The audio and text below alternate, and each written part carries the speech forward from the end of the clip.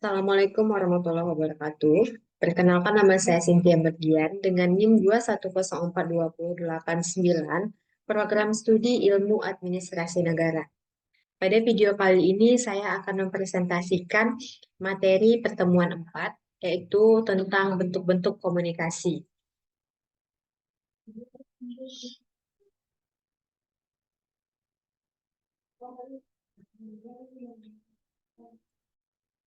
Bentuk-bentuk komunikasi.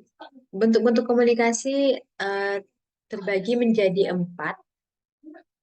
Yang pertama, ada komunikasi intrapersonal, yang kedua komunikasi interpersonal, yang ketiga komunikasi kelompok, yang keempat komunikasi massa. Sebelum membahas tentang bentuk-bentuk komunikasi, yang pertama itu ada definisi bentuk-bentuk komunikasi. Eh, Bentuk-bentuk komunikasi adalah proses penyampaian informasi, ide, perasaan, dan emosi dari satu orang atau kelompok ke orang lain. Eh, Bentuk-bentuk komunikasi ini mencakup salah satu atau lebih pengirim, penerima, dan pesan itu sendiri, dan prosesnya bersifat sangat verbal, non-verbal, atau tertulis.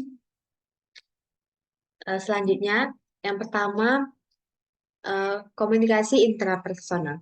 Komunikasi intrapersonal adalah proses berkomunikasi dengan diri sendiri tentang pikiran, perasaan, dan keyakinan.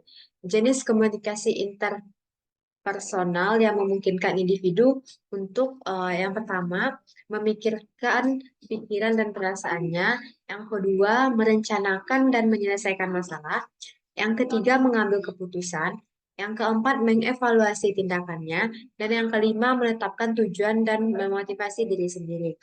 Jenis komunikasi ini sangat penting untuk pertumbuhan pribadi, pengembangan diri, dan kesejahteraan spiritual. Yang kedua, komunikasi interpersonal. Komunikasi interpersonal terjadi antara dua orang atau lebih kelompok kecil. Ini melibatkan pertukaran pesan secara verbal dan non-verbal yang bertujuan untuk yang pertama, membangun dan memelihara hubungan. Yang kedua, bertukar informasi dan ide. Yang ketiga, mengekspresikan emosi dan perasaan. Yang keempat, mencapai saling pengertian. Yang kelima, menyelesaikan masalah dan mengambil keputusan. Keterampilan komunikasi interpersonal sangat penting dan efektif untuk membangun hubungan yang sehat, bekerja sama, dan mengelola situasi sosial. Selanjutnya, yang ketiga, komunikasi kelompok. Komunikasi kelompok ini adalah pertukaran pesan antara dua kelompok atau lebih. Ini terjadi dalam berbagai suasana seperti konferensi, lokakarya, dan presentasi.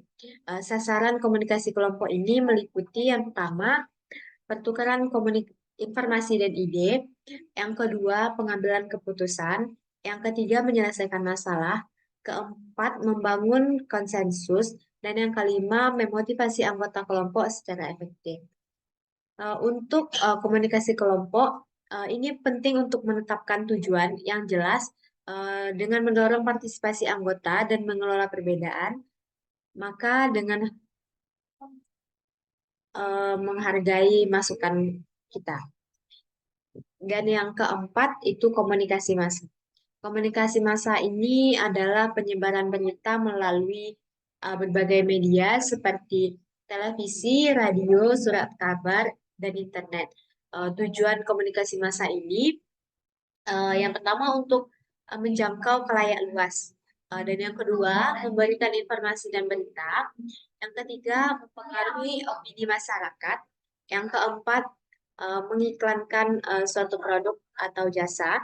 Yang kelima, menghibur. Komunikasi massa mempunyai dampak yang besar bagi masyarakat dan mempengaruhi opini masyarakat. Komunikasi massa ini mensosialisasikan individu agar patuh pada sosial norma-norma yang terbentuk.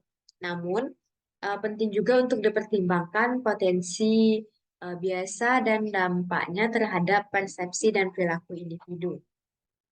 Sekian pemaparan materi pertemuan 4.